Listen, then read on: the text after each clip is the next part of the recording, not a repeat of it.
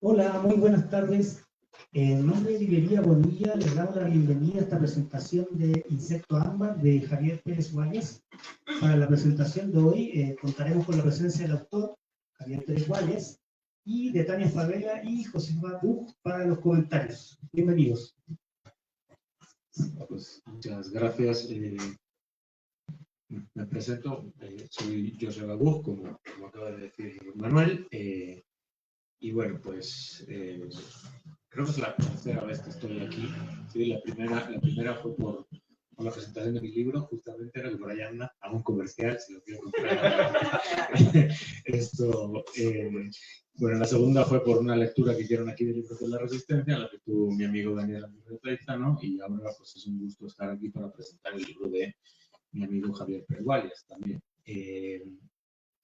Gracias, como siempre, pues a la librería Bonilla, porque pues, generalmente hemos hecho muy buen como switch, ¿no? para este tipo de presentaciones que comanda el Departamento de Letras, y bueno, también ahora me ha tocado ser el director, ¿no? de este departamento, y pues la verdad es que la parte ahora divulgativa de difusión, y sobre todo hay un énfasis importante en pues como que reivindicar las figuras de creadores que tenemos ahí, como es el caso de Tania o Luis, ¿no? Pero bueno, es muy importante tener foros afuera de la universidad. Realmente es una universidad que está en quinto fino, ¿sí? Y no es complicado hacer llegar al mundanal ruido lo que estamos haciendo allí, ¿no? Y bueno, pues aparte del agradecimiento a Bonilla, también a la Universidad Iberoamericana, porque por eso que pudimos traer a Javier, ¿sí? En el marco en realidad de otro comercial de esta antología que publicamos y que hicimos juntos Javier y yo, que es una antología de poesía española reciente. Ese es el motivo por el que se pudo traer a Javier Pérez Guayas a México. Pero es un gusto que estamos presentando aquí ahora su libro, ¿sí? O sea, un libro de individual, no la antología, sino Insecto Ámbar, ¿no? Por aquí anda. Esto. Que bueno, con la fortuna que es publicado por una editorial de prestigio hispano-mexicana o mexicana, española más bien, ¿sí? Paso Roto, que tiene su sede en Monterrey, pero bueno, pueden encontrar en muchas librerías del país, ¿no? Tiene estos diseños tan bonitos, ¿no? Tan particulares, que dirige Janet Clarion, si no recuerdo mal, ¿no? De verdad se me vino a la cabeza. Me fallan los nombres, pero me acordé. Sí, y bueno, voy a presentar a Javier y a Tania, que son las dos poetas que van a hablar. Yo no soy poeta, voy a pedir más bien a ellos la palabra para que hablen al respecto del libro.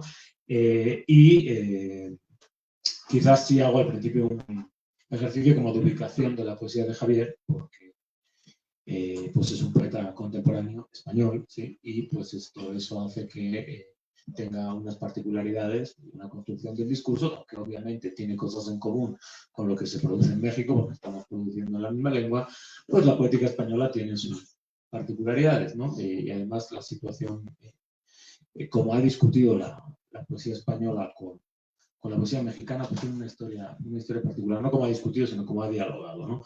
Entonces, bueno, voy a leer la presentación de Javier, ¿sí? Que es muy amplia, porque es un poeta muy dedicado, se ha dedicado básicamente a la poesía, valga la redundancia, no quiero decir que últimamente está como muy de moda la figura del que es como crítico y poeta a la vez, ¿no?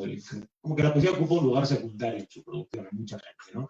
En el caso de Javier, no. O sea, sí es un poeta constante, ¿no? Y sus esfuerzos yo entiendo que van a construir una voz poética por encima de cualquier otro interés cultural o escritural, ¿no? Bueno, Javier Pérez Guayas es licenciado en Filología Hispánica por la Universidad de Extremadura. Desde la aparición de su primera entrega, Ceremonias del Barro, en 1988, ha publicado, entre otros, los siguientes libros de poemas: Versos para Olimpia, Los días imposibles, Cazador de lunas, Largueza del instante, que fue premiado con la Bienal de Poesía de la provincia de León, ¿sí? Aquí provincia tiene como una significación como despectiva muchas veces en México. Dicen, eres provinciano, no sé qué, digo, eso está un poco como ya un poco de modé, pero se sigue utilizando a veces, ¿no? Como de broma. Y, bueno, hay que decir que León es muy importante, ¿no? Porque de León salió la voz de Antonio La Moneda, ni más ni menos, ¿no? Que probablemente sea el poeta vivo más importante que hay ahora en España, ¿no? También Arrojar Piedras, Alcarafa, Escrito con Luz, y a Codo, ¿sí? Por ahí se cuela uno que yo recuerdo que se llama No se maneja con lo que tiene, que no hace propaganda de él aquí, pero a mí me gusta mucho ese libro. Insecto Ámbar, ¿sí? Que es el que estamos presentando hoy. Y bueno, también tiene algunos trabajos críticos, ¿no? Pero siempre ha sido como secundario su trabajo crítico, ¿no? Lo importante es su voz poética, que ha sido representada pues, en muchas antologías, tanto nacionales en España y extranjeras, ¿no? Y bueno, por otro lado, pues, por supuesto ya la conocen, sí, pero a Tania Favela, ¿no? Pues la gran poeta de nuestro departamento, ¿no? Y bueno, entonces sus publicaciones se encuentran y ella también tiene una labor teórica ingente importante, ¿no? El lugar es el poema, aproximaciones a la poesía de José Guadanare, te recuerdo que hicimos un programa de radio juntos de eso, La marcha hacia ninguna parte, Remar a contracorriente, 5 poéticas, Hugo Gola, Miguel Casado, Guido García Valdés, Roger Santibáñez y Gloria Herwich, La imagen rueda, que justo se publicó en libros de la Resistencia, La trama ininterrumpida, ensayos en torno a Hugo Gola, que por ahí también lo acabo de ver, Franja de luz lejana, que fue traducido al alemán, una publicación bilingüe, ¿no? También te tradujo William Rowe, si no recuerdo mal, ¿no? Un trozo de la marcha hacia ninguna parte, ¿no? Y bueno, digamos, decía antes que iba a hacer una especie de ejercicio de ubicación de lo que ha hecho, de dónde se ubica la poesía de Javier, ¿no? En el contexto español, ¿no? Y bueno, ¿qué puede, ¿no? Pero cómo dialoga esto con México? ¿Desde dónde se podría establecer el diálogo, ¿no? de su producción? Bueno, quizá, bueno, decir algo que he dicho estos días cuando hablábamos justamente de la poesía contemporánea reciente, que obviamente digo, aunque la poesía no tenga por qué ser un discurso político siempre, pues al final de cuentas está también rodeada por las circunstancias políticas, ¿no? Y el caso es que yo siento que hubo una gran ruptura a raíz de la Guerra Civil Española entre la poesía española del interior y México. ¿Qué quiero decir con la poesía española del interior? Los que no se fueron al exilio, ¿sí? O sea, los que se quedaron siendo represaliados o incluso porque eran partidarios del régimen franquista, ¿no? Entonces, quizá en México se produce una poesía española que va por otros derroteros, ¿sí? Que tiene que ver con la poesía del exilio, ¿sí? León Felipe hablaba de que España había perdido la voz porque se habían ido todos los poetas al exilio, ¿sí? Eso quizá fue cierto durante un breve periodo de tiempo, ¿sí? Pero los poetas salen al exilio muchos, ¿sí? Y luego se dan 2 generaciones de poesía española aquí, ¿sí? La de los que quedan con la primera generación, que son León Felipe, Pedro García, Luis Cernuda, ¿sí? El Mansau, ¿no? Que también produjo poesía.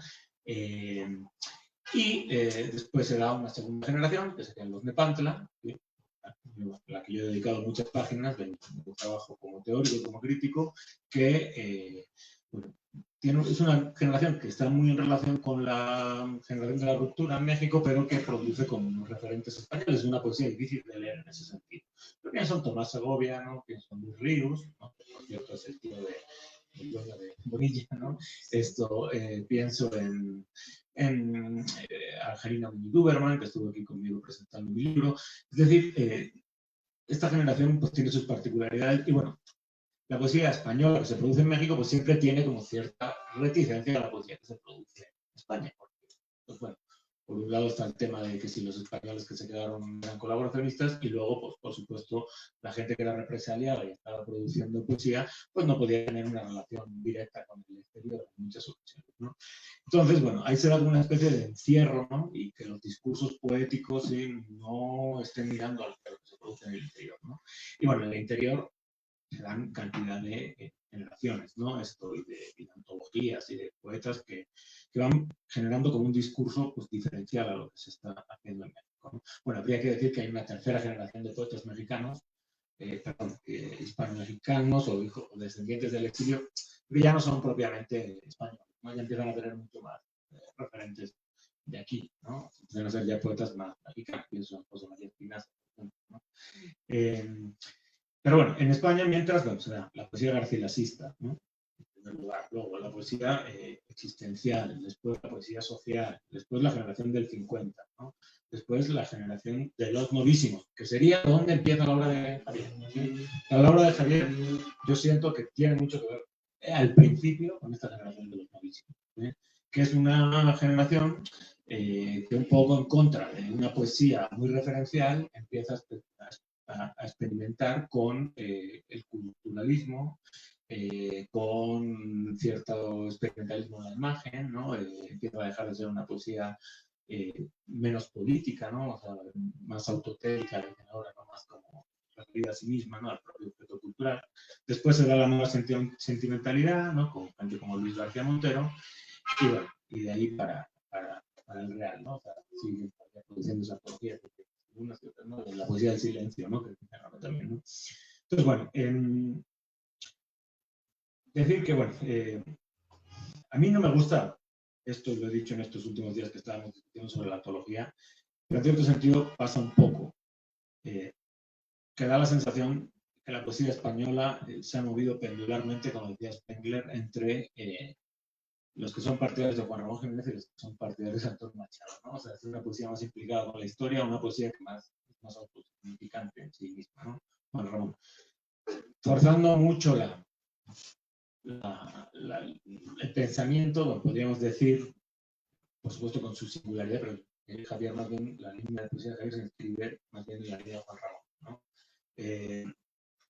Ahora, o sea, que es importante de él que ha tenido una constancia, o sea, no es un poeta culturalista y no es un poeta juanramoniano, o sea, no se puede decir eso, no es que esté en una epigonía, ¿no? de estas cuestiones, sino que él ha persistido en ir construyendo su voz. ¿Sí? Eso no quiere decir que no tenga influjo, o sea, yo veo que hay una construcción de la imagen, por ejemplo, la idea de la luz y todo eso, que tiene mucho que ver con la moneda, pero claro, con una dosis de diferencia, ¿no? Tiene, por supuesto, a mí me gusta mucho porque conozco los parajes, yo soy de los extremeños, la impronta de, aunque él es de una zona más del norte, ¿no? Que había mucho paisaje, yo soy de la zona de la Besa, ¿no? Más bien, mucho más verde, más exuberante, una impronta del paisaje, ¿no? En su poesía, ¿no? Su forma de mirar y todo eso, claro, es muy distinto ese paisaje de la España rural, ¿no? Que se ve en su poesía, puede ser como muy ajeno, ¿no? Pues hasta producción poética rodeada de asfalto, que se da muchas veces aquí, ¿no? en la poesía urbana mexicana, ¿no? Luego, bueno, también hay un gusto como en sus obras, realmente las editoriales en las que publica, y como él, pues, su obra también tiene mucho que ver con la materialidad de la producción, ¿no? Él es un gran bibliófilo, ¿no? Y es también importante, o sea, como está la tipografía, ¿no? De versos, como están incluso las imágenes en muchas de sus obras, porque tiene trabajo con fotógrafos, con pintores, ¿no? Con otros, ¿no? Que efectivamente es en su currículo. Y bueno, es una poesía que aunque se produce, ¿no? Desde esa, pues lugar como apartado del mundo, que es Extremadura un poco, porque da la sensación de que estamos un poco apartados del mundo allí, digo, porque yo tengo una relación viva con esa tierra. En la época de Javier, o sea, cuando él iniciaba, se intentó que aunque se hablase desde Cáceres o desde una provincia, ¿no? Española, periférica, sí, se hablase al tú por tú con los grandes poetas, ¿no? Eso fue con los grandes poetas de España en aquel momento, que sería la gente que estaba en Madrid, que estaba en Barcelona, ¿no? Se hablase al tú por tú. Eso también es un gesto muy importante porque un gesto valiente en los años 80. La poesía que se había producido en Extremadura hasta ese momento era bucólico pastoril, ¿no? Era una poesía esto, como que hablabas de, encima incluso escrita en un dialecto de allí, ¿no? Que habla de las vaquitas y ¿no? Las dehesas y los corderos y tal, ¿no? Y pues no tiene nada que ver con eso la poesía que empezaron a hacer, ¿no? Un gesto valiente, un gesto que intentó además darle a Cáceres y a la cultura extremeña un lugar, porque traían a los grandes poetas también, ¿no? Traían a Claudio Rodríguez, trajeron a Rodríguez, trajeron, o sea, los traían allí para que los chicos de allí estos pudieran conocer a estos grandes poetas. O sea, también tiene una faceta como gestor cultural que ha sido muy, muy importante, ¿no? Y bueno, entonces él va construyendo su voz así, ¿no? Tiene influjos sin duda, pero o sea, lo que yo quiero destacar sobre todo de la obra de Javier Pérez Gualias es que aunque haya influjos, aunque haya gestos que que recuerdan a otros autores, aunque esté esta inscripción panramoniana, que después empieza a ser ya más valentiana en su obra, ¿no? más como se acerca al tipo de pensamiento alrededor de la poesía que tiene José Ángel Valente. Hay un esfuerzo que yo creo que es lo que tiene que hacer un poeta a lo largo de los años, que a veces es un esfuerzo ingrato, ¿no? En el que no encuentras diálogo, ¿no? En el que no encuentras comprensión, en el que no encuentras ninguna utilidad para el discurso que estás haciendo, porque la poesía no tiene una inscripción mercantil, ni útil, ni incluso a veces es increíble, ¿no? Pero los que escribimos crítica infumable, finalmente eso sí tiene una circulación en el mercado, porque pues, estás en los papers, estás en los, ¿no? Y si tienes un factor de impacto, ¿no? Entonces subes de ingreso a la real. No, pero la poesía no, sí, o sea, está como que fuera de eso, ¿no? Entonces, o sea, tiene una constancia en construir su propia obra, ¿no? Y eso es algo que yo le aplico, ¿no? Estar continuamente publicando, estar continuamente buscando encima la editorial adecuada, porque no publican en cualquier lado.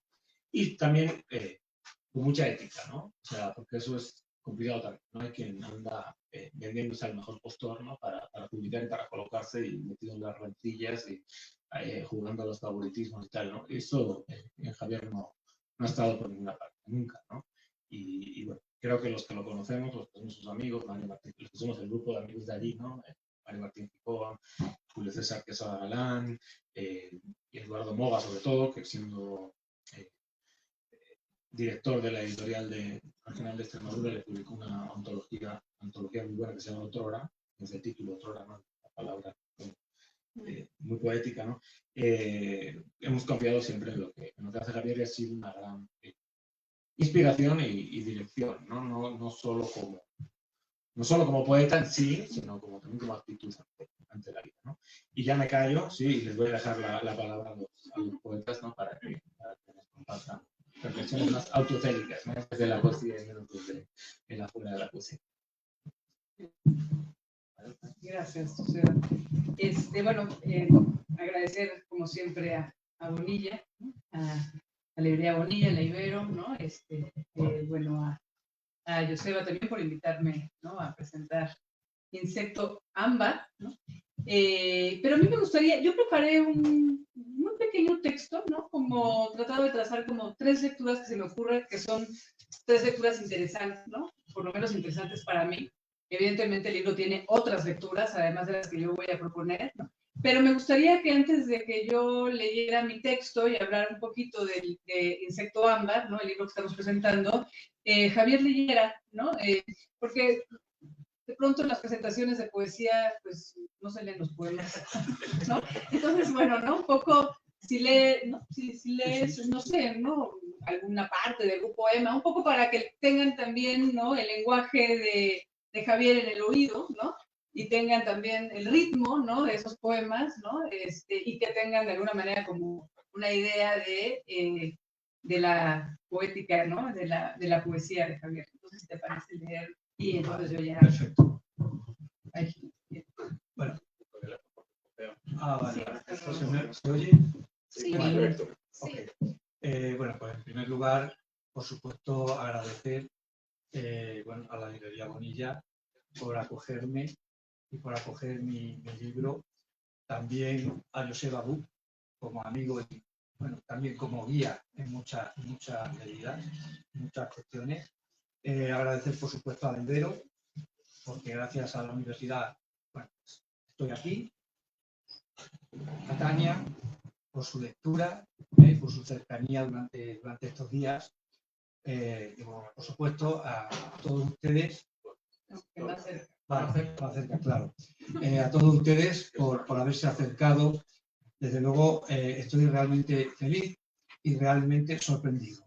Ambas cosas, porque incluso en mi ciudad, pocas veces no yo en este caso, porque no he sido el que ha logrado, pues concitarles aquí, sino a través de amigos y conocidos, pero es una verdadera maravilla poder leer ante ustedes. Como decía Tania, pues voy a empezar, simplemente voy a dar 2 puntualizaciones sobre el título y sobre la estructura del poemario. El libro, se titula, como ya saben, Insecto Ámbar, y en definitiva, como muchos de mis libros, procede la idea de algún viaje. en este caso en un viaje a las islas, a las Bálticas, y allí pues hay mucho ámbar, y visitando un museo de ámbar, comprobé pues a través de una lente cómo se podía ver con muchísima precisión pues un insecto, pero como si estuviera vivo, con sus texturas, sus colores. Era algo maravilloso y estaba, sin embargo, fosilizado, rodeado de la belleza de la resina. Bueno, aquello quedó allí y a lo largo del tiempo y con trabajo y pensando, y bueno, pues surgió como título para este. En el libro, bueno, hay muchas cosas, están los recuerdos, porque en definitiva están los recuerdos, están los elementos familiares, está el paisaje, como decía bien Joseba, y de lo que se trata es de que todo eso no se pierda, no quede perdido en el tiempo, sino recuperarlo y tenerlo a través de la poesía. Por lo tanto, se podría hablar de la metáfora de que el insecto pueden ser esos recuerdos, ese poeta recordando, y el ámbar, pues la propia poesía, el propio lenguaje. Más o menos esa sería la idea. El poemario se divide en 5 partes y 9 poemas. Los poemas son bastante amplios, por lo tanto, bueno, pues leeré algún poema entero y si no, leeré también algún fragmento. Y por otra parte, bueno, pues también está el libro abierto por 5 citas, ¿no? 5 citas, de una de Antonio Gamoneda, de Henri Michaud, de Miguel Labordeta, de José Antonio Ollera y de Chantal Maya.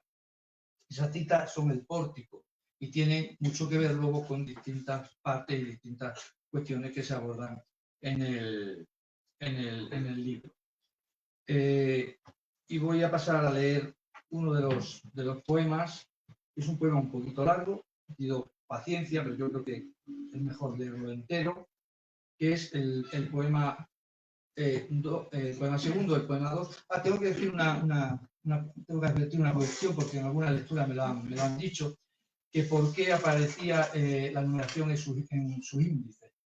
Y luego no aparecía ninguna anotación.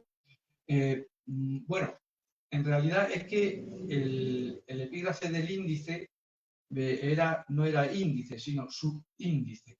El maquetador, el editor, pues sin consultar, puso índice y así se quedó. Pues la idea era que simplemente remitiera ese subíndice a los textos como, bueno, pues con esta apreciación. De todas formas, he pensado que si saco alguna vez una segunda edición, será una edición anotada porque hay muchos intertextos, muchas citas, y entonces sí que va a llevar su anotación. El poema que voy a leer se titula, está en la página 17, y se titula Insecto en la acera.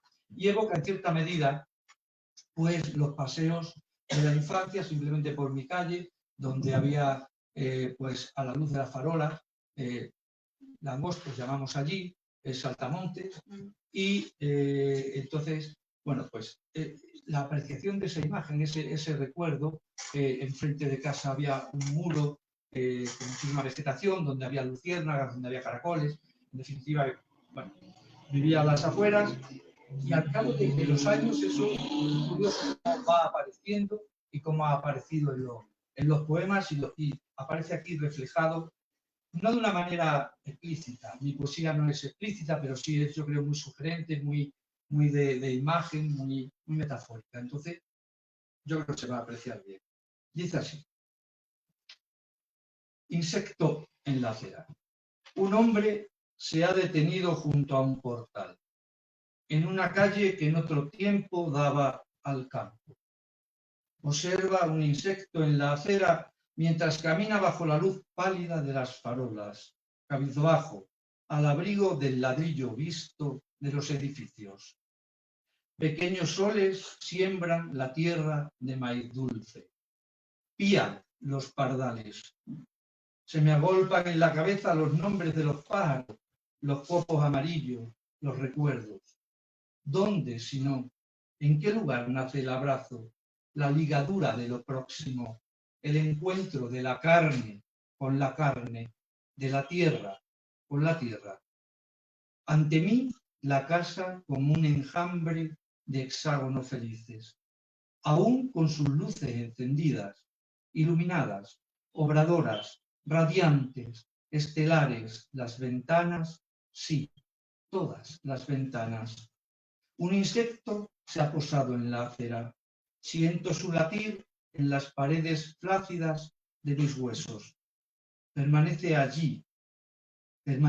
allí ante su presencia.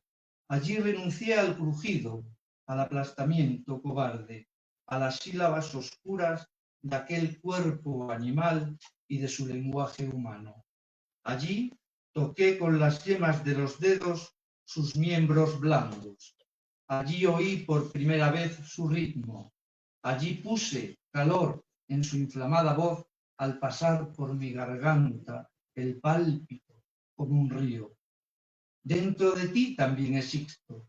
Dentro de ti también existe este otro ser, con sus ligamentos de árbol a cuestas, con sus sueños de silencio a cuestas, en cada nudo, con su raíz de fósil ámbar a cuestas, con su plomada de dolor a trazos para sentir así lo hondo, la vida. La voz se hundió, hueca, reverberó honda, como de agua en una caverna insondable, como un peso infinito, vertical que se desploma. Después la voz salió limpia, en ascenso, y pronuncié unas palabras sencillas. Yo soy la transformación fijada en este insecto. Y tú eres mi fiel en el cardumen de las sombras del río, mi gangrena líquida, caliente, salvadora, mi único prójimo, mi parcela de hombre, que ya oxigenada abraza la tierra.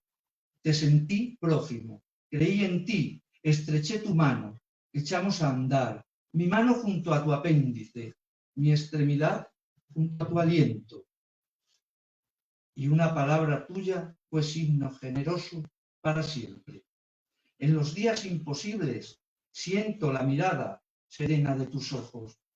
En mis manos guardo el alpiste que aún hoy sangra bajo la dureza de la piedra contra la piedra, hueros los dos como los nidos de los finches, huérfano tú de árbol, huérfano yo en espera de tu nombre. En la fricción de la piedra contra la piedra, la luz esclarece la envoltura, decías. En la fricción de la noche, la claridad ilumina los cuerpos, te respondí. Así aflora. O se nubla en un momento el decir de la flor. Mas ahora he de regresar al barro, al cielo limpio del verso que me vio nacer. Y si tú no has de venir, ningún otro ser anidará en mi mano. Ningún otro ser entrará en mí como yo entro cada madrugada en el poema. Nunca había visto cómo algunos pájaros doblan sus cuellos para devorar insectos, para convertirlos en estambres con alas. Por eso me dije, las palabras llenarán de sillas los umbrales de las puertas y las luciérnagas llenarán de claridad el muro enfrente de la casa.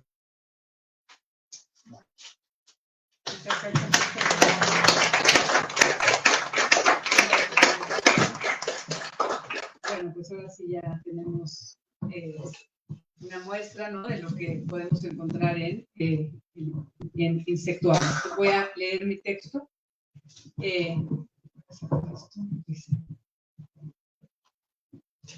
Como que está muy desarrollado para mí. Sí, ahora sí. Hay varias lecturas que podrían abrirse a leer Insecto Ámbar de Javier Pérez Gualdias. Una de ellas, que me interesa en particular, sería la de leerlo desde la idea de lo fósil de Ralph Waldo Emerson, quien en su ensayo El poeta apunta, cito, el lenguaje es poesía fosilizada. Tal como la piedra caliza del continente se compone de infinitas masas de conchas de animáculos, el lenguaje se compone de imágenes y tropos que ahora, en su uso secundario, han dejado de recordarnos hace mucho su origen poético. La idea de lo fósil no está lejos de ese insecto atrapado en el ámbar, ¿no? Nos acaba de contar, ¿no?, la experiencia, ni del interés que Pérez Gualias muestra en su libro por la memoria, la propia, pero también la del paisaje, por esos, por ejemplo, anillos que registran el crecimiento de los árboles. Uno de los epígrafes de Insecto Ámbar dice, citando a Jorge Carrión, cito, mucho antes de que los seres humanos inventáramos alfabetos, la naturaleza llevaba una contabilidad exacta del tiempo, dibujando círculos en la leña y la savia. Hasta ahí.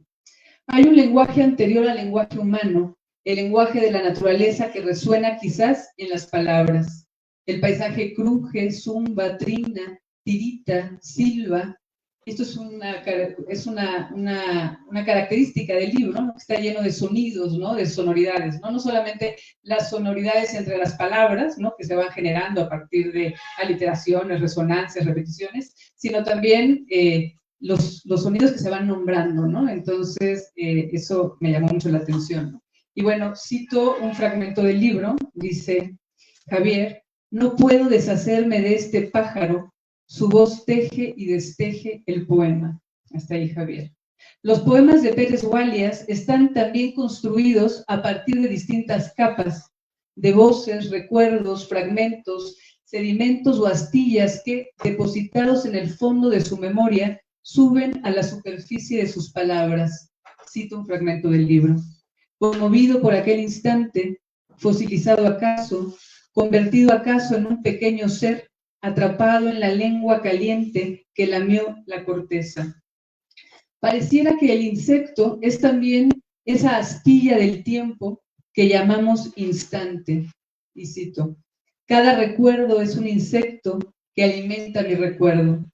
Ese insecto ámbar pone en tensión, como todo oxímoron, dos fuerzas contrarias, la fijeza y el vuelo, la vida y la muerte, y ¿por qué no? Un instante vivido que, como ese insecto, ha quedado encapsulado en el tiempo y que la palabra debe sacar a la luz. O bien, el lenguaje es esa resina, esa jaula que atrapa la experiencia y es el lenguaje poético el único capaz de abrir la jaula, de quebrar la resina.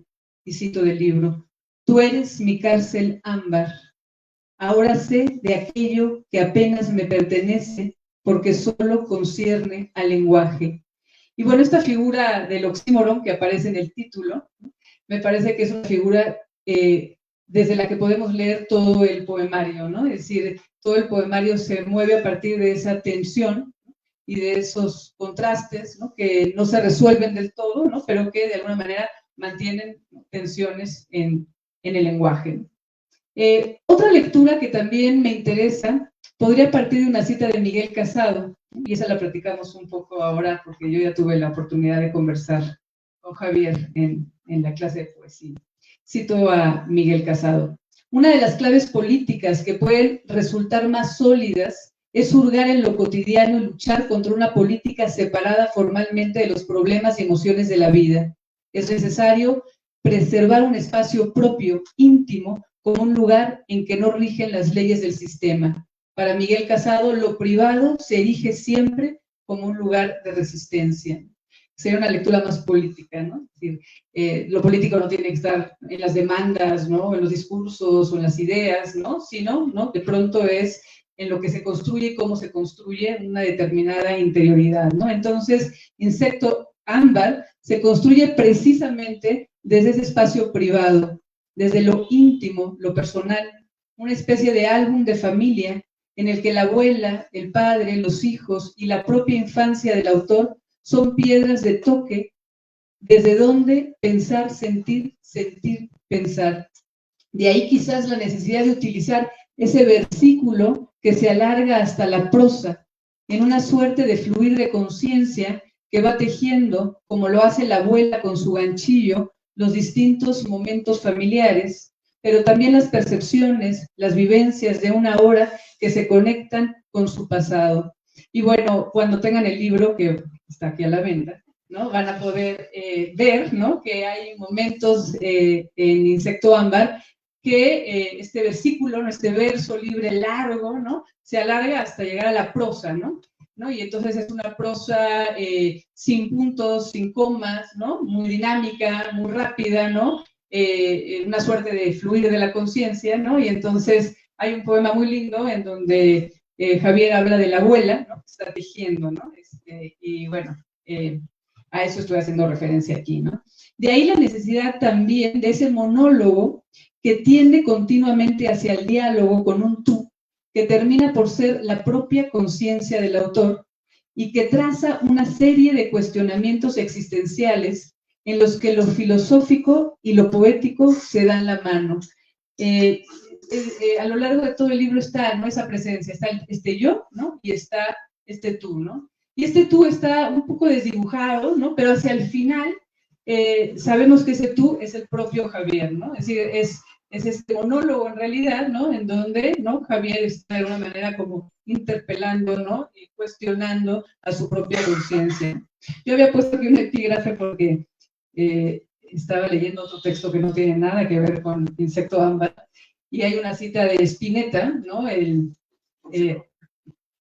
cantante argentino, que dice: mi cabeza es un insecto que tolero porque me habla.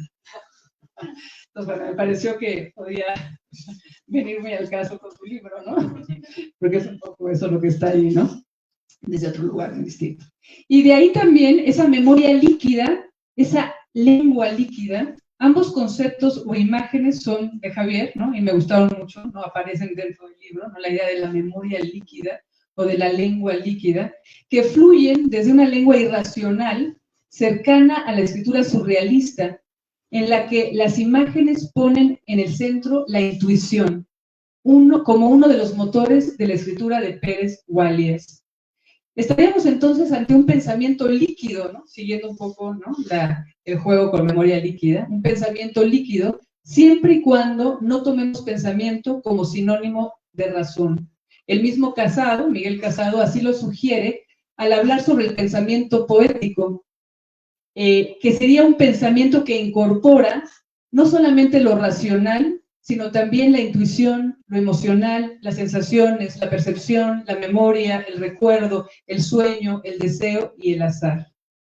Es solo desde ese punto de partida que me parece que podemos hablar de un pensamiento poético, que sería también un pensamiento proteico en constante metamorfosis.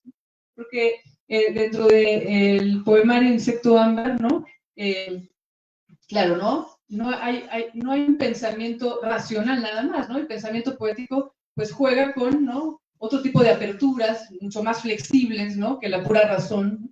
Y de pronto, ¿no? Las cosas, los objetos, el propio insecto es un pájaro, ¿no? Es un aleteo, ¿no? De pronto, ¿no? Es decir, hay una suerte como de metamorfosis interesante, ¿no? En donde se pierde, por decirlo así, los límites, ¿no? Precisos, ¿no? Entre lo que se está nombrando, ¿no? En clase, cuando estábamos con Javier, pensamos un poco en el epígrafe de Michaud, ¿no? Y pensábamos un poco, ¿no? Los que han visto a Michaud, la caligrafía de Michaud y sus pinturas, ¿no? Con tinta china, ¿no? No sé si han visto esos, que son de alguna manera entre insectos, personas, pájaros, ¿no? Y que no tienen una definición. Y pensábamos un poco, ¿no? En esta escritura como que tiembla, ¿no? O sea, que hay de alguna manera como un temblor, ¿no? Al estilo un poco de Michaud, ¿no? Bueno, la última lectura que quiero proponer partiría de la idea del ritmo de Henri Mechonic. El ritmo, dice Mechonic, no es un signo. Es por eso que el ritmo es el significante mayor. El ritmo incluye la comunicación, los signos, pero también las acciones, las creaciones, la relación entre los cuerpos, lo mostrado, escondido del inconsciente, todo lo que no llega al signo. El ritmo en el poema pone en dificultades a la teoría del signo. Hasta ahí Mechonic. El ritmo de la vida y el ritmo de la lengua se entretejen y ambos al unísono impulsan las distintas velocidades de Insecto Ámbar. Porque me parece que ese es un un aspecto bien importante del libro de Javier, ¿no? Es decir, ¿no? Cómo de pronto es justamente el ritmo y la sonoridad lo que va a llevar al lenguaje, ¿no? A impulsarlo, a jalarlo, ¿no? Más allá del aspecto semántico, ¿no? Que finalmente está ahí y no se pierde, ¿no? Pero de pronto, ¿no? Es el ritmo, ¿no? El que va como afianzando, ¿no? Sobre todo, ¿no? En estas imágenes o en este versículo que se alarga, que estábamos diciendo, en donde de pronto está esta especie de lenguaje como más irracional, ¿no? Que estábamos pensando como cerca del surrealismo, ¿no?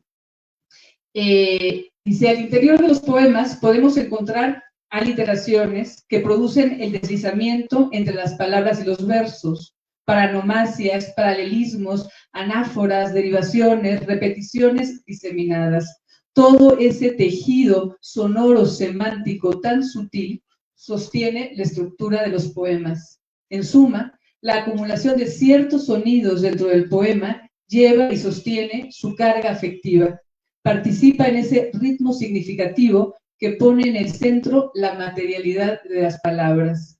Y cito a Javier: nuestras lenguas bendecidas empezaron a aletear, palabras trenzándose amorosas en el aire como alas de insectos, como dorados caparazones de fonéticos insectos. Y con esos fonéticos insectos cierro este pequeño texto para dar paso a un diálogo, ¿no? Con el autor. Es decir, estas tres lecturas que trazo son tres lecturas, ¿no? que vi en el libro y que me parecen interesantes, pero hay muchas otras y quizás, bueno, podríamos hablar de esto que acabo de decir, pero podríamos hablar de otras, ¿no? Yo propondría, por ejemplo, ¿no? Entre las cosas que me interesarían saber, la relación, por ejemplo, de Javier con lo plástico, con la pintura, porque todo su poemario es un poemario muy visual, ¿no? De imágenes muy plásticas, aunque no solamente plásticas, y eso también es interesante, ¿no? Hay muchas imágenes, y eso lo comentábamos, táctiles, ¿no? Además de imágenes sonoras, ¿no? Pero le comentaba a Javier que las imágenes táctiles son como muy difíciles de encontrar en la poesía, ¿no? O sea, generalmente encontramos la imagen visual, ¿no? O sonora, pero lo táctil o una imagen, ¿no? De los olores, por ejemplo, también es difícil, ¿no? Y creo que el poemario de Javier apela como a nuestros sentidos, ahora sí que en ese sentido, ¿no? A todos los sentidos, ¿no? Y hay también por ahí otra cosa que ahí se podría hacer otra lectura interesante del libro de Javier, ¿no? Que es un libro que todo el tiempo está de alguna manera apelando también a pensar qué es la escritura y qué es el poema, ¿no? O sea, hay un nivel metapoético, ¿no? Como muy importante, ¿no? En el texto encontramos a lo largo de Insecto Ámbar nombrada la palabra, el nombre, la lengua, que por momentos pareciera que es la lengua, es decir, esta, pero también la lengua, ¿no? Es decir, en este juego, ¿no? Sensorial, semántico, por decirlo así, ¿no? Entonces, bueno, creo que podríamos sacar, ¿no? En algunos momentos del poemario toda una poética, ¿no? Sobre todo en ciertas partes en donde es como más clara, ¿no? Pero a lo largo de todo el poemario hay como una puesta en tensión también, ¿no? Entre lo que se dice y lo que está ahí, ¿no? O sea, entre la palabra y la cosa, lo que nombro, ¿no? De pronto dice, tomo, no me acuerdo, tomo una rosa, tomo no sé qué, tomo versos, ¿no? O sea, como si de alguna manera, ¿no? La palabra fuera una cosa también, ¿no? Entonces, creo que ahí habría como otra lectura que podría ser bien interesante, ¿no?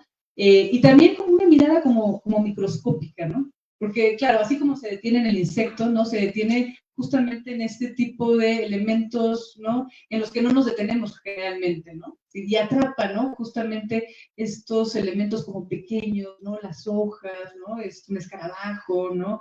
Es decir, ¿no? Esta mirada microscópica, o sea que también se podría hacer una lectura del ojo, ¿no? O sea, cómo ve, ¿no?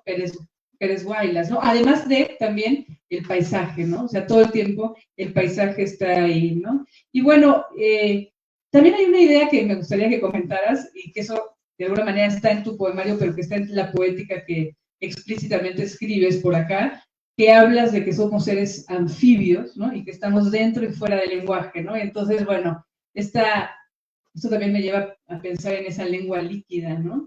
Es decir, bueno, pues son algunas cosas que vi en tu libro, ¿no? Que se podrían ampliar, evidentemente, ¿no? Pero, pues, podemos iniciar un diálogo, ¿no? Contigo, con Joseba, con quien quiera. También con el público, evidentemente, ¿no? Pero, gracias por ello. De todas formas, bueno, Tania, es realmente sorprendente la cantidad de, no de lecturas, sino de vericuetos por los que has andado, ¿no? A la hora de leer Insecto Ámbar. Decías o planteabas la cuestión, si yo voy a hacer lo mismo, para que se oiga, planteabas la cuestión de lo plástico. En definitiva, es verdad que yo creo que a lo largo de toda mi poesía, no solamente el aspecto plástico, sino tiene que ver con prácticamente todos los sentidos. Me interesa muchísimo trabajar la sinestesia, como bien dices, la paronomasia, ligar imágenes casi imposibles, ¿no? Porque yo creo que es la manera de descubrir significados diferentes a los significados trillados. Todo lo que no se sugiere, sino que se nos presenta tal cual, bueno, pues en definitiva viene a ser algo más de lo mismo, algo que ya conocemos y por lo tanto no nos incita o no nos lleva a descubrir nuevos caminos en lo que es la poesía.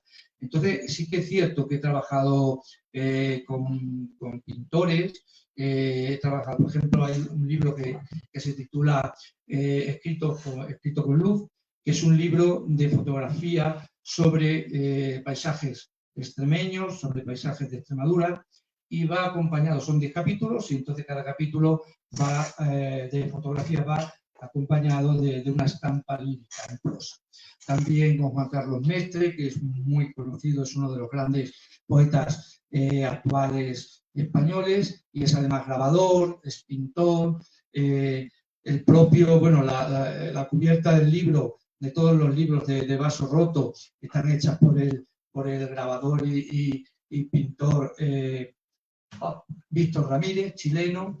Entonces, bueno, mi diálogo con lo plástico siempre ha estado ahí. Bien decía Joseba que, bueno, pues la camiseta que traigo es una camiseta de una edición especial que se hizo con un libro que se titula Uno se maneja con lo que tiene, que después se convirtió en Acodo, y que salieron a 100 ejemplares, cada ejemplar llevaba una camiseta diferente y está pintada a mano por el hijo del poeta Viñals, en este caso por Gabriel Viñals. Entonces sí que es cierto. Todo eso me lleva pues a tener una visión y a construir una obra a través del lenguaje, yo creo, pues con todas esas aristas o con todas esas perspectivas. Y no sé por dónde más seguir con respecto a lo que me has planteado. Pues quizás un poco esta como línea de este poema que finalmente también habla sobre el poema mismo, ¿no? Porque hay una suerte como de encuentro entre lo filosófico y lo poético, ¿no? Por decirlo así en tu libro, ¿no? Hay una reflexión, a pesar de que el centro no es la reflexión, claro, pero está ahí, ¿no? Claro, pero yo parto de la base de que la poesía o cualquier obra artística no es uniforme, no es unívoca, eso está clarísimo. Entonces, bueno, pues tiene que aludir a distintos aspectos creativos. Y desde luego, una de las preocupaciones que tiene toda mi poesía y que se ve y se aprecia a lo largo de los libros, pues es esa preocupación por el lenguaje, ¿no? En ese sentido, pues tomar conciencia del lenguaje, como decía Joseba acerca de la obra de Juan Ramón, o por ejemplo decía San Agustín que la poesía es la devoción por el lenguaje, es decir, el cuidado, lo extremo por cuidar ese lenguaje, eso acaba siendo lírico, acaba siendo poético. Entonces, sí, yo considero que una de las, bueno, pues de las partes más sustanciales, pero que jalonan. Ningún libro se puede decir que está anclado en una de estas directrices, sino que simplemente jalonan, ¿no? O trufan el poema. Dentro de lo que tú decías, que a lo mejor lo más importante o lo fundamental es el recuerdo, es el elemento familiar, es el paisaje, es esa cierta melancolía, ¿no? por el paso del tiempo, y por otra parte también pues lo que nos conduce a lo espiritual. El otro día en clase hablábamos del aspecto místico, por ejemplo, o entronca mucho con la idea de Valente, de Miguel de Molino, del quietismo. Entonces, claro, es que ahí se abarcan muchísimos aspectos, aunque luego el poema aparece como un animal vivo, como un órgano, algo orgánico que está ahí, ¿no? Y que se basa lógicamente en el lenguaje. Leyendo antes, me ha sorprendido, me sorprende a mí mismo a veces que aparece una cita, que es la de las ventanas, encendida la luz, que claro, está en cursiva, y es una cita del libro de La casa encendida, de Luis Rosales. Es decir, que entonces sí que voy abarcando, aunque luego pues aparecen citas que son propias y no están lógicamente nombradas, y otras que aparecen en cursiva y que yo juego un poco a que el lector, bueno, pues al estar en cursiva lo busque, descubra. Entonces es otra de las cuestiones que aparecen. Claro, claro, sí, sí, claro, en clase hablábamos justamente de ese texto de Valente, ¿no? En donde hace la diferencia entre comunicación y conocimiento, ¿no? Y cómo, ¿no? Pues la poesía tendría que ver justamente con el conocimiento, ¿no? Y con descubrir, ¿no? Como ciertas zonas, ¿no? Que realmente están de alguna manera no vistas, ¿no? O que no apercibimos del todo, ¿no? Y que justamente es la palabra poética la que saca esas zonas a flote, ¿no? Y en el caso de insecto ámbar, pues es como muy claro eso, ¿no? Como de alguna manera esta utilización del lenguaje que está diciendo, ¿no? Javier, ¿no? En donde de pronto lo que le interesa es acercarse a las palabras de maneras distintas para que surjan chispas, ¿no? Como nuevas relaciones, por decirlo así, ¿no? Entre las palabras, ¿no? Tú hablas del surrealismo, pero a mí me da curiosidad, el ultraísmo tuvo un impacto, porque el ultraísmo empieza pues en España, luego se va a Argentina, y cuando uno lee, por ejemplo, las imágenes ultraístas, que no son surrealistas, pero que también de alguna manera son imágenes pues que también juegan con generar nuevas relaciones, que también tienen que ver con esta especie de autonomía de la lengua, ¿no? En donde de alguna manera, pues un poco como en el creacionismo de Woodrow, pero no sé qué tanta presencia tuvo realmente el ultraísmo en España. Bueno, presencia no lo sé, influencia desde luego sí. Y yo creo que en concreto en lo que yo escribo se aprecia de una manera sutil. Okay. Pero ¿qué ocurre? Que sí que debido a, pues a los estudios de literatura hispanoamericana en la facultad, siempre me interesó, es decir, me interesó cómo a veces el simple significante claro. tiene una carga emocional, una carga semántica tan poderosa como si tuviera un significado real, ¿no? Entonces, eso sí que me ha interesado. Yo creo que eso sí que está en mi poema.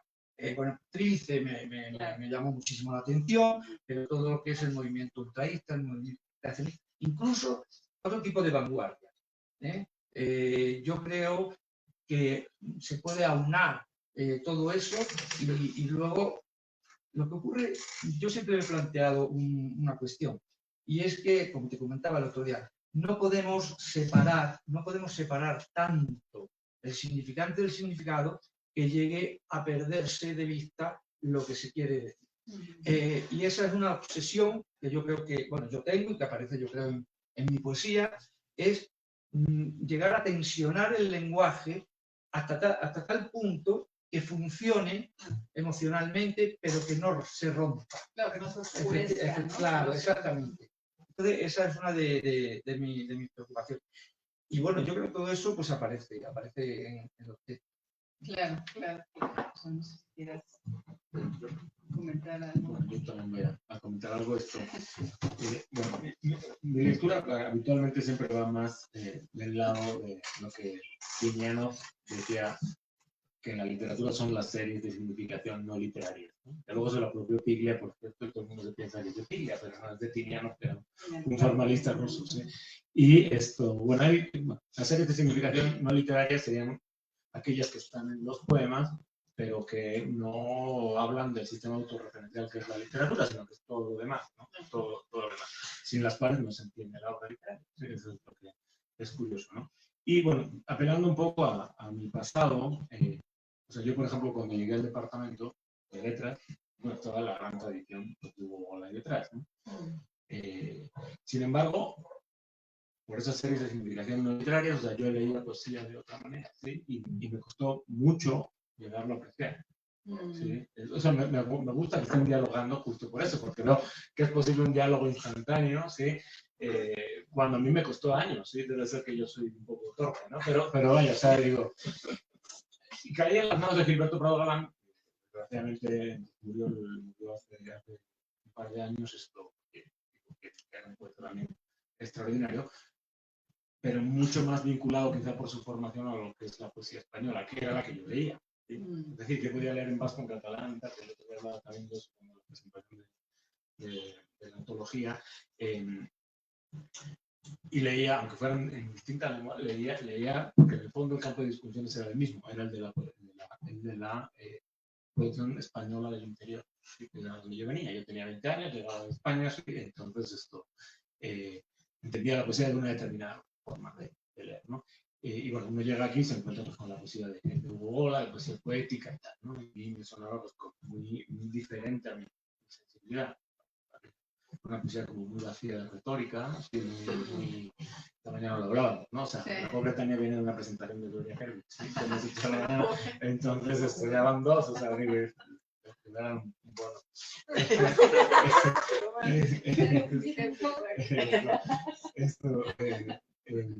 Bueno, entonces, es que es curioso, o sea, estábamos hablando esta mañana de Gloria, que es una poeta inscrita ahí, en esa otra manera de ser, ¿no? Y ahora estamos con Javier, que sería un heredero pues, de la poesía que se ha producido. ¿No? Quizá esto, aunque sea en el mismo idioma, ¿no?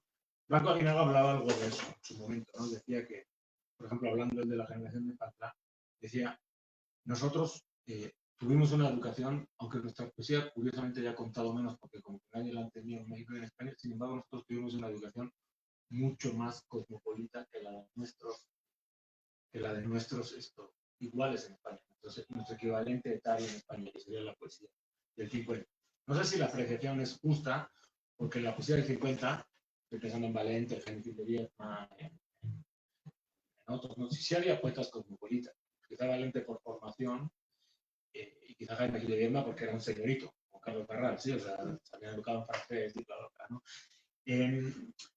Pero sí es cierto que la poesía española se quedó mucho más encerrada en las formas de una dictadura terrible, ¿no? Y en las formas de producir como más centradas en el idioma y en lo que se estaba haciendo en la península, ¿sí? En cambio, Hugo lo decía, ¿no? Hugo Gola, estábamos leyendo hace poco sus libros, ¿no? De Cecilia y yo, un artículo que estaba escribiendo ella, y me decía Hugo Gola el tema de cómo se había articulado el español en América Latina. Que era, desgraciadamente las tradiciones lingüísticas de aquí, pues, con la conquista y eso, quedaron relegadas, ¿no? Todas en una producción periférica, aunque exista la poesía indígena, pero que el español se había autosignificado y que había un español autóctono que se había producido como un diferencial respecto de lo que se hacía en España. En ese sentido hay como una especie de ruptura. Juan, en la presentación del otro día, decía que quizá ya era hora de superar eso, ¿sí? Sin embargo, o sea, no es tan fácil, ¿no? O sea, siento que, por ejemplo, la poesía española es mucho más retórica, ¿no? Que la poesía de autores contemporáneos. Siento que es mucho más retórica. Siento que hay una tendencia también de la poesía americana, que hablábamos esta mañana, a lo épico, ¿no? A una influencia muy grande de Whitman y de lo americano, ¿verdad? ¿Sí? Y en España eso no ocurre tanto, ¿sí? O sea, no hay un gran poema como Migraciones en España, ¿no? O sea, en ese sentido de grande, o sea, de 260 páginas, ¿sí? O como Muerte sin fin, ¿no? Generalmente es una poesía más de poemas breves, ¿no? Aunque los poemas de Incentro sean largos y con versículos, en ese sentido, como hay algo ya que se está... Pero no es un solo. La pregunta sería para los dos en ese sentido. O sea, ¿sí es momento ahora de establecer ya un diálogo que se puede hacer sin barreras?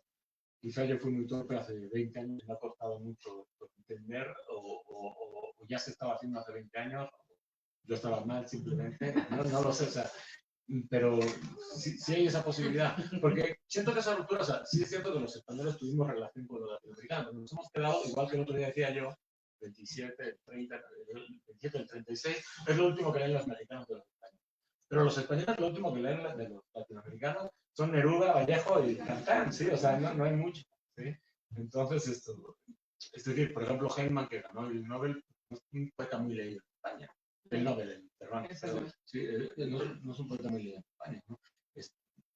Si es posible ese diálogo, o realmente pesan estas series de significaciones no literarias que impiden que pase esto, ¿no? Bueno, yo pensaría, y el que tendría que contestar pues es Javier, porque pues además él está en España, pero yo, desde mi lectura de ciertos poetas españoles, ¿no? El propio Valente, por ejemplo, ¿no? Que, por ejemplo, ¿no? Westphalen, ¿no?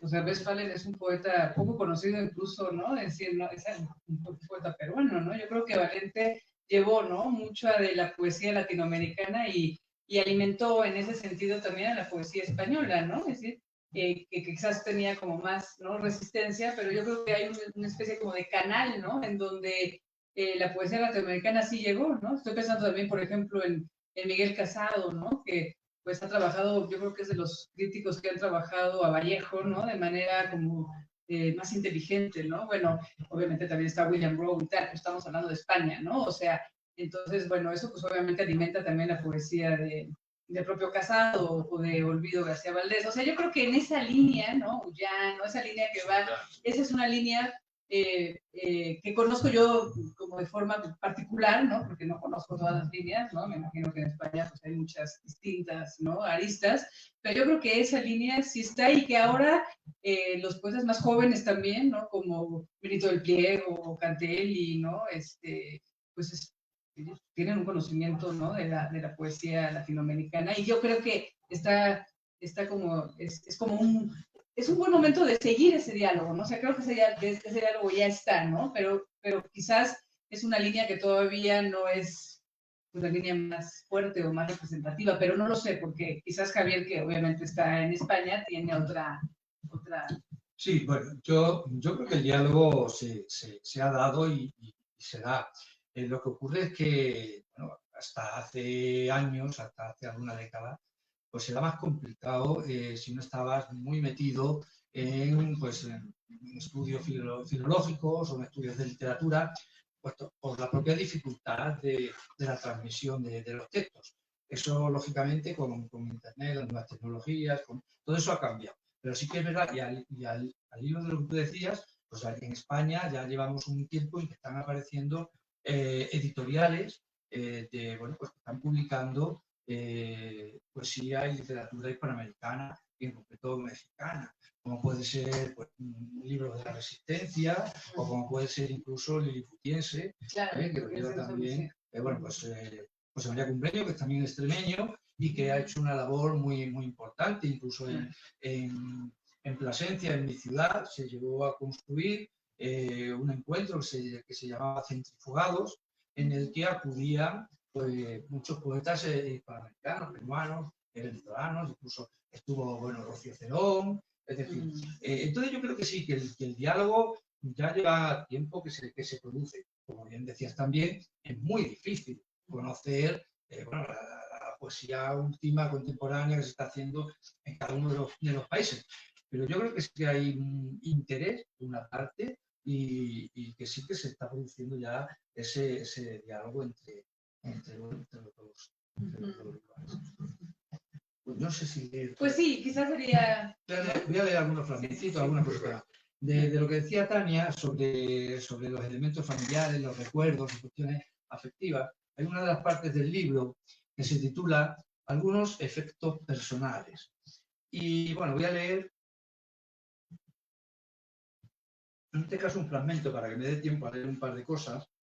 Es que el fragmento en el que me remito a la figura de la abuela, que está tejiendo una colcha, siempre estaba tejiendo una colcha de hilo, y entonces ella iba construyendo sus rombos, y luego esos rombos formaban parte de una parte mayor, y esa parte de otra parte mayor, y al final pues acababa haciendo una colcha extraordinariamente preciosa.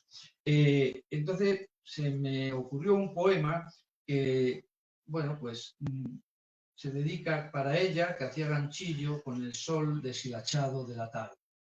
El poema se titula Ella hacía ganchillo en su sillón de sky rojo junto al balcón. Y en este poema aparecen los dos aspectos que tú comentabas, es decir, cómo no solamente es el recuerdo melancólico de la figura de la abuela, sino como se hace también referencia al dolor producido por la situación ya de la edad y de la propia, bueno, pues, de la situación de la propia persona ya en esos momentos, ¿no?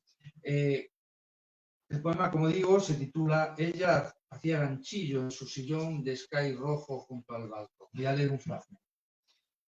La aguja de hacer ganchillo, la ganzúa sin cerradura, las llaves del sufrimiento, la pena en los tendones de los dedos, la puerta de casa sin cerradura, la puerta de casa siempre abierta, las cremalleras sin dientes, la costura, los eslabones de hormiga, de hilo, negro subiendo por mis piernas, la cerradura sin llave, la cadeneta, la boca sin dientes caídos por el hambre, la ganzúa, la aguja sin ojales, vuelta a contar los rombos, y ahí está el cerrajero azul de los gatos sin lengua, el cerrajero de los barrotes que amordazó al padre y candó el columpio de sus hijos, insaciable por un terrón de azúcar, el cerrajero que condenó a su prole al llanto perpetuo por el hurto de una oblea o por el calor de unos patucos de hilo para pasar el frío invierno. Sí, para el crudo invierno, la aguja de hacer ganchillo,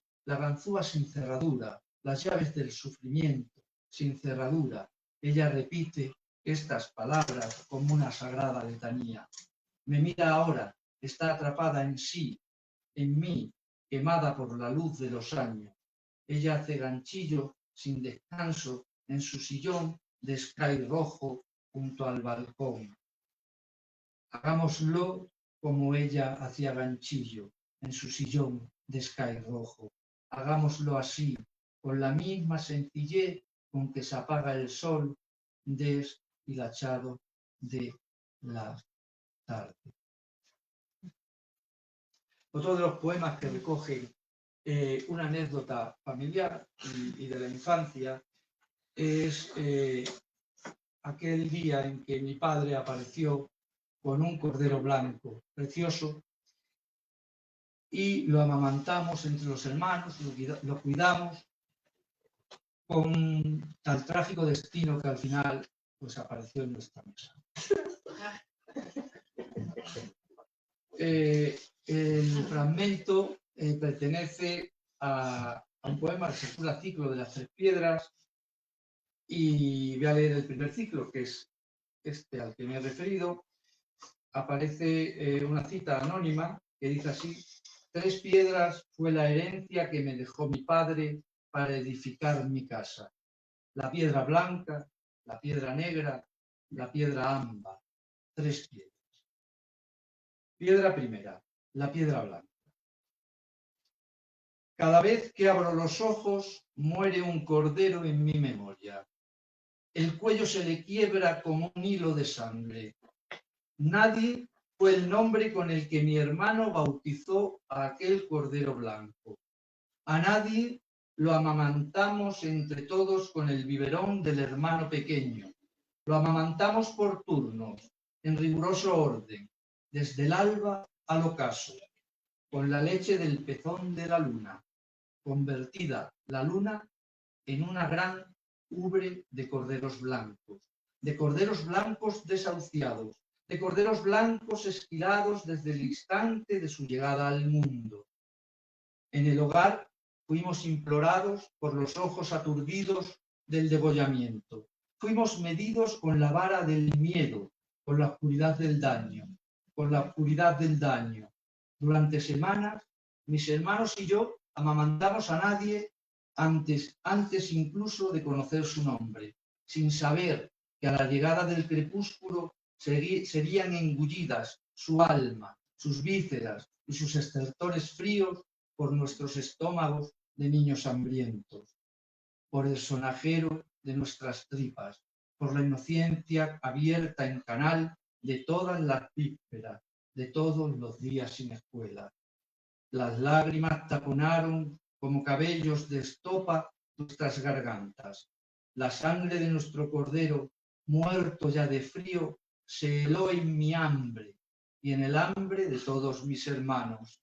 Hoy, con reverdecida claridad en los ojos, lo llamo por su nombre y nadie, mi cordero fiel, viene a mí, puro, confiado, feliz, haciendo cabriolas sobre el empedrado del poema Calle Arriba.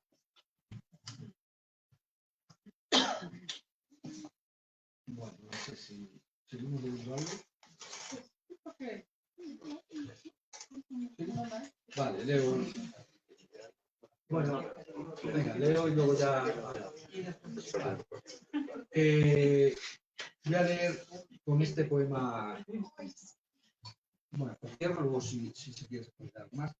Se titula, es el poema sexto, y se titula Llavero con cascabel. Y es un poema que se refiere a esa preocupación que tenemos los padres, pues cuando nuestros hijos salen y vuelven a casa.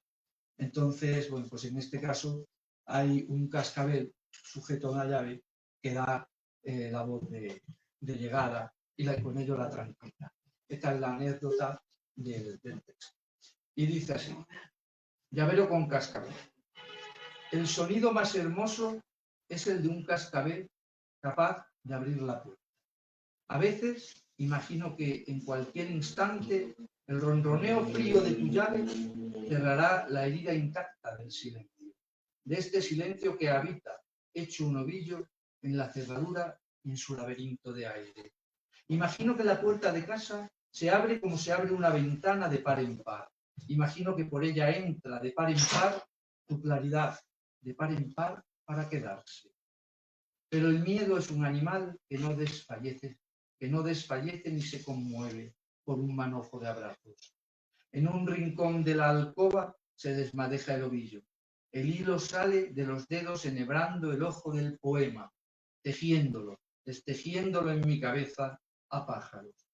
La ganzúa de plata, la aguja y la colcha, la pared, el mural, las caricias, el paisaje en la rama o en tu frente, la polea, mi cansancio de años, tu vértigo a la edad, la picadura del pez que salta en el agua, tu ausencia, el hilo en el aire que se cimbrea, el hilo del aire en la punzada del pecho, el sedal de la araña que devora a la hormiga, la hilera de hormigas, el caracol sobre el muro, el aguijón de miel de los besos, el pájaro, los grillos, la humedad en la liga, las alas rotas, el jadear del jilguero, la cabeza metida en el tronco de un árbol, la bombilla triste en el hueco de la escalera, y contar hasta 10, la entelada, la luz de una tarde, una luciérnaga sobre el picón del brasero, la media lengua naranja de un mirlo junto a la hembra, el saltarrostro en las arrugas del muro, la brisa a la orilla del charco, juntos el carburo, la lanidez de los chopos,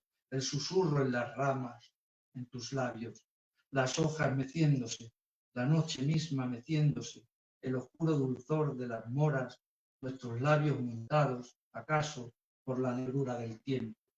Retumba al fin tu respiración en el poema. Feliz, la poesía es un pez que boquea en la retina de cada uno de mis ojos. La poesía es el rostro de un insecto que llora en la artrosis de los dedos de mi madre. El insecto, o yo mismo, sobrevive. Animal en el poema, enfangado en ámbar, endurecido por el tiempo. Sobrevivo, sobrevives, muerto casi, resucitado casi, en la esperanza improbable de ser belleza.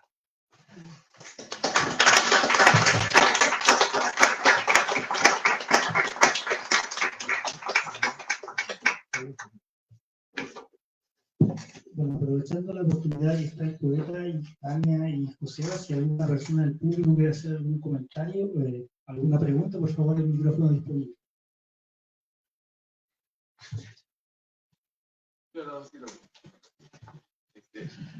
Nada más para seguir con el hilo que Tania conectaba con la poesía de Javier.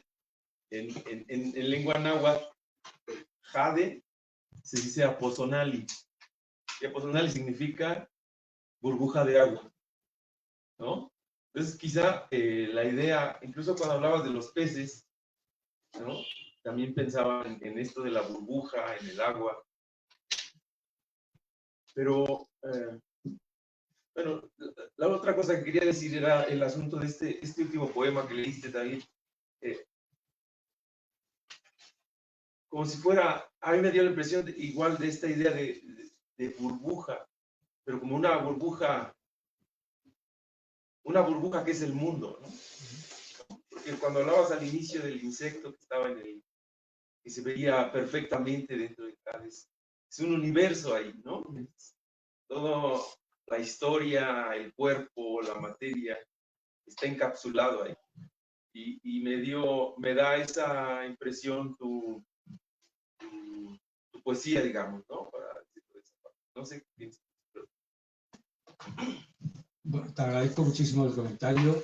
Ya me gustaría a mí que la poesía reflejara el mundo, el universo, pero sí que creo que refleja mi mundo, mi universo, y que yo intento pues que ese mundo, que ese universo, en la medida en que se puede, pues llegue a los demás, ¿no? A través del lenguaje.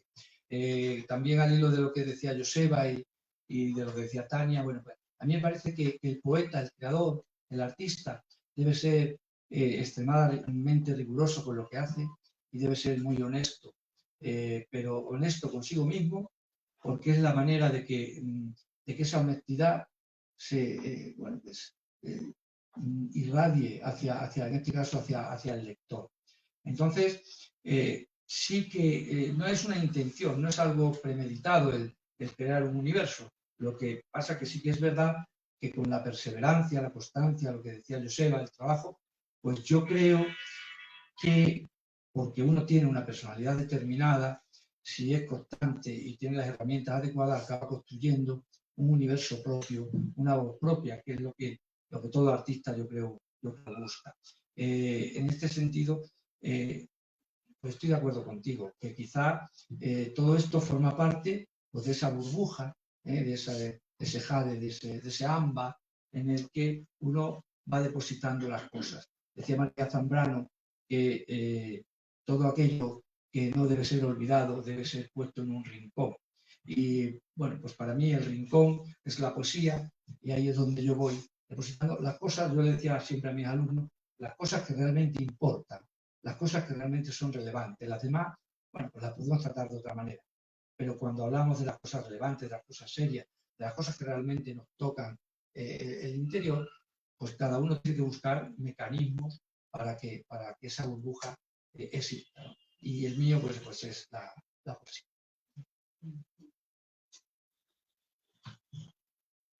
Gracias.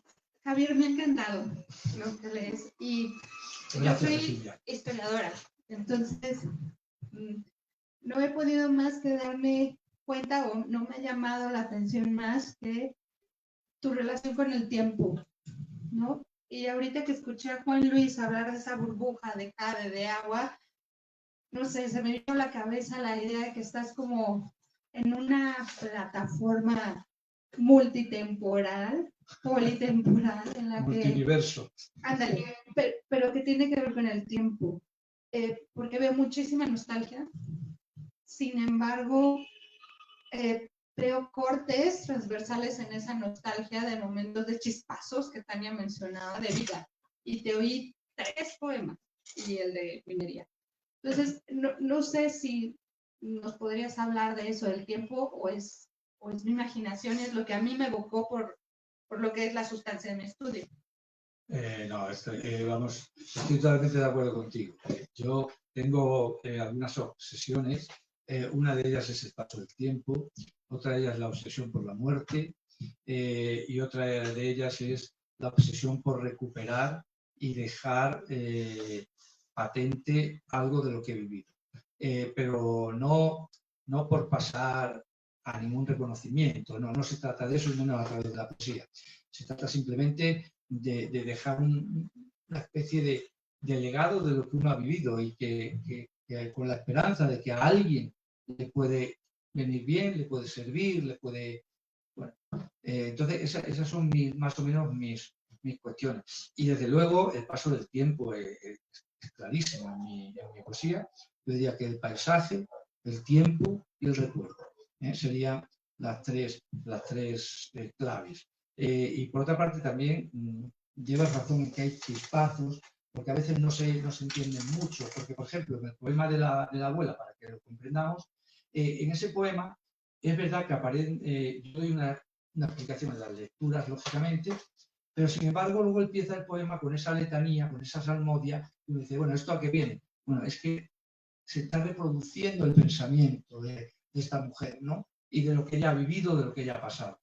O en el poema, por ejemplo, en el último poema del Cascabel, llega un momento en que lo que se está reproduciendo es el pensamiento de un hombre que está acostado sin poder dormirse y dándole vuelta a los poemas, a lo que le preocupa, a cómo construir algo. Bueno, pues ese pensamiento que casi aflora, como decía Tania, de una manera mecánica, automática. Y claro, eso se entrecruza, se mete, ¿no? Se incrusta en lo que era la deriva de un poema que podía haber sido pues, mucho más afectivo, mucho más lógico, ¿no? En ese sentido. Gracias. ¿Y algún otro comentario, consulta?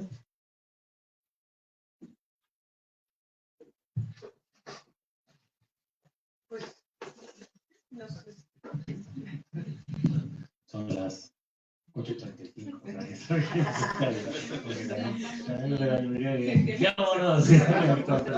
Pues muchas gracias a todos por su presencia, gracias a Sonia Favela, a Javier Pérez Guayas por su visita a México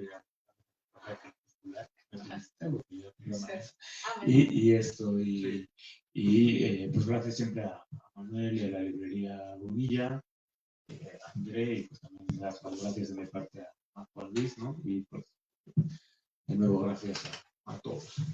Un aplauso para Javier.